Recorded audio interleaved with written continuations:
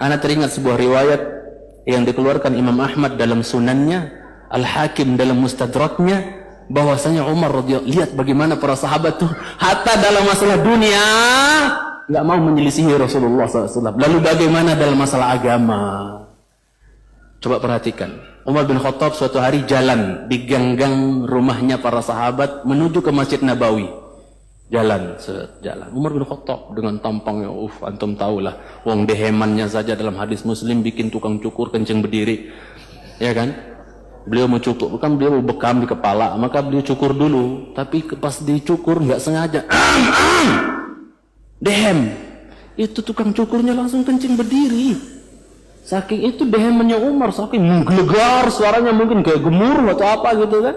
Maka apa? Yang sebenarnya upahnya bukan 40 dirham, maka untuk uang kaget dikasih 40 dirham oleh Umar radhiyallahu taala anhu. Umar jalan menuju masjid.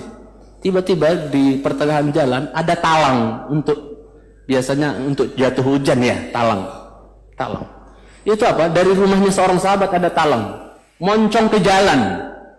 Maka beliau katakan, wallahi la uhawilanna, demi Allah ini saya akan lencengkan ini talang. Ini kok menghadap jalan nanti ngenain orang gitu kan?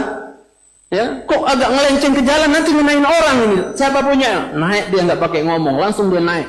Seret. Dia apa? Dipalingkan itu talang itu, jangan sekali. Dipalingkan arahnya. Ini Al-Hakim meneriwayatkan Imam Ahmad dalam Musnad. Dilencengkan, turun, datang ke masjid. Biasa nanya-nanya, siapa tuh punya talang, masang-masang talang apa ngoncong ke jalan nanti kena orang apa basah keciprat apa, siapa itu? Maka apa? Para sahabat mengatakan, itu yang masang Rasulullah lo Umar, katanya. Itu talang yang masang siapa? Rasulullah SAW. Nggak pakai ngomong, langsung kemana? Naik lagi ke atas. Diarahkan persis yang diarahkan oleh Rasulullah sallallahu alaihi wasallam. La ilaha illallah. Dalam perkara dunia saja mereka enggak berani menyelisihi Rasulullah SAW. Bagaimana masalah agama? La ilaha illallah. Tanggung jawab mereka yang apa? Mengajak manusia, mengajak umat kepada yang bukan ajaran Rasulullah sallallahu alaihi wasallam. Allah tuntut nanti di hari kiamat. Waliyatubillah. Contoh lain saya bawakan, misalnya Abdullah bin Mas'ud yang tadi saya bilang tipis betis. Ya, kurus radhiyallahu taala anhu. Tapi antum tanya, ini ayat dari Al-Fatihah sampai An-Nas, tanya di mana turunnya, kapan turunnya, tentang apa turunnya, semuanya dia tahu. Bahkan dia pernah menantang, siapa yang merasa dirinya lebih jago, lebih paham ilmu tafsir dibandingkan saya, di mana dia berada, saya akan musafir melakukan perjalanan jauh untuk datangi dia. Kalau ada yang lebih canggih dalam ilmu tafsir. Subhanallah. Maka apa jemaah sekalian cintai? Ibnu Mas'ud suatu hari mau datang ke masjid. Sahabat, ada dua sahabat lagi berantem. Biasa, jangankan ikhwan sekarang berantem gara-gara apa? Ini depan Nabi, dua sahabat di masjid berantem. Wah, kalau bahasa kita sekarang gitu kan, saling tunjuk. Maka apa jemaah sekalian cintai? Rasulullah SAW mengatakan apa? Ya, ijlisu, duduk. Antum perhatikan di sini. Mungkin sebagian pernah mendengar. Rasulullah SAW mengatakan, duduk semuanya. Kan berantem itu pada berdiri kan, berantem. Wah, kata Rasul, duduk. Rasul yang ngomong duduk, nggak ada yang berani apa?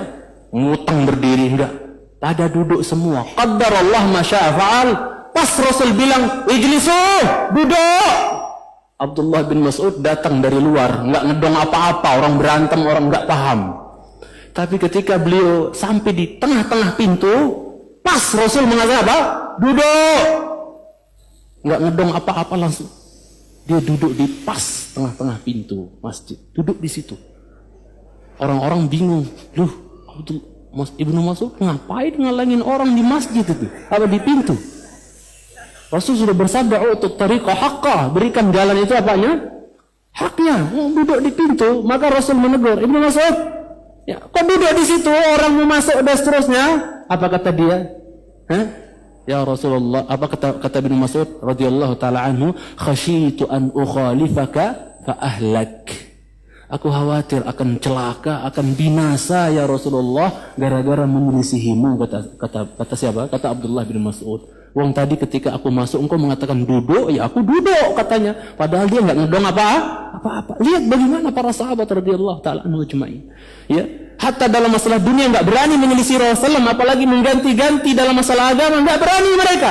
Makanya jangan sekali cintai karena Allah Subhanahu Wa Taala dalam hadis Bukhari, dalam hadis Haud, dalam hadis apa? Dalam hadis berkenaan tentang telaga Nabi nanti di mahsyar, ya. Kan Haud itu kan telaga Nabi di padang mahsyar. Kalau Kausar di dalam surga. Yang airnya dalam hadis Muslim, yang airnya telaga Nabi itu airnya terpancar dari 2 talang dari dalam surga. Paham nggak? Bisa ngayal nggak antum? Bisa ngayal kan? Ini telaganya Nabi yang terbentang luas di padang mahsyar, yang pusarnya adalah mimbarnya Rasulullah Sallallahu Alaihi Wasallam. Telaga beliau adalah mimbarnya, pusarnya di situ. Maka apa? Airnya itu mengalir dari 2 talang dari dalam surga. Yang kata Rasulullah, ya apa namanya? Yang satunya dari zahab, yang satunya dari warak. Maksudnya talang yang satu dari emas, yang satunya dari perak. Maka apa? Ketika Rasulullah SAW melihat malaikat-malaikat mengusir sebagian orang yang mau mendekati telaga Rasulullah SAW, sering dengar kan? Mengusir orang-orang yang mau mendekati telaga Rasulullah SAW, di mana semua Nabi punya telaga, tapi Nabi kita telaganya paling enak, paling lebih putih dari susu, lebih manis dari madu, lebih sejuk dibandingkan salju. Ya siapa minum darinya seteguk nggak akan haus selama-lamanya, lam yadma abadan. Maka apa?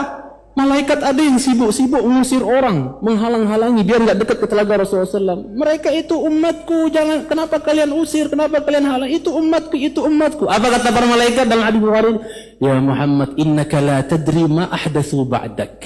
Awas, yang berani ganti-ganti. Muhammad, kamu kan nggak paham, nggak ngerti apa yang mereka perbuat, mereka ada-adakan, ya sok kreatif gitu loh, ya membuat amalan-amalan yang nggak ada contoh dan tuntunannya dari Rasulullah. Kamu kan nggak tahu Muhammad setelah kau meninggal mereka berbuat apa, nggak tahu kan kamu. Maka apa? Ya, maka Rasulullah Shallallahu Alaihi Wasallam mengatakan, beliau paham bahwa orang-orang yang diusir ini adalah orang yang badalu tabdila. Orang-orang yang apa? Ganti setelah beliau wafat Sallallahu Alaihi Wasallam. Maka beliau mengatakan suhqan liman ghayyara ba'di. Dalam riwayat lain suhqan liman baddala ba'di. Ya, jauh sana. Orang-orang yang berani mengganti setelahku, sana pergi. Tidak diterima oleh Rasulullah SAW. Yang lebih ajib lagi, mohon maaf kalau ada yang tersinggung, jangan tersinggung, tapi ya, kita mungkin lagi proses perubahan kali ya. Anda cuma berpikir, ketika ada orang bangkit dari mahsyar, udah haus, ngumpul di mahsyar, butuh minum. Ya kan orang bangkit dari mahsyar, di kuburnya kan wirdan utasya, dalam keadaan haus, dahaga, butuh minum tidak? Iya. Tapi datang dalam keadaan apa? Bersih gitu, nggak bawa lambang kejantanan seorang laki-laki gitu. Dia nggak bawa. Masa dia meminta air sama Rasulullah begini? Masa begini ya? Ditutup. Makanya saya salut dengan Syekh Utsaimin yang luar biasa ketika beliau dikatakan bahwa ini pengobatan cara laser ini, maksudnya cara seperti ini akan merontokkan apa? Rambut dan untuk merontokkan rambut katanya. Maka Syekh nanya, ini kalau pengobatan cara seperti ini rambut rontok, jenggot ikut rontok juga enggak Pak Dokter, kata di Amerika? Ikut rontok juga enggak? Maka dia kata besar kemungkinan rontok juga Syekh katanya. Apa kata beliau kepada yang mengantar beliau? Tolong bawa pulang saya ke negeri saya. Saya tidak mau pulang menghadap Allah dalam keadaan enggak bawa ini. Enggak mau pulang kepada Allah dalam keadaan enggak bawa ini. Maka kalau ada ikhwan nanya, saya kemarin ini ada orang, Ustadz saya ditawarin kerja bagus, gajinya keren dan seterusnya, tapi apa? Tapi harus dikorbankan yang ini, mau milih aturan Muhammad sallallahu alaihi wasallam, aturan bos ente. Saya bilang gitu, udahlah, pilihan, hidup ini pilihan, saya bilang, mikir sendirilah, saya bilang. Itu jemaah sekalian cintaikan Allah Subhanahu wa taala. Ala kulli hal, jangan sampai kita berani mengganti-ganti setelah Rasulullah sallallahu alaihi wasallam.